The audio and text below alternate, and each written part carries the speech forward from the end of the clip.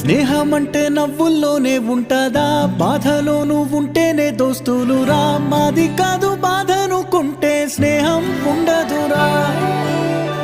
తప్పుల్లోనూ నీతోనే ఉన్నామురా, గొప్పల్లోనూ నీతోనే ఉన్నామురా. చెప్పలేని బాధే ఉన్నా చెయ్యే బదలమురా. నీతో ఉంటూ మాటలు రాని మౌనం చూడకురా. మౌనం వెనకే మాటలు కలిసిన బాధుందిరా లోపల.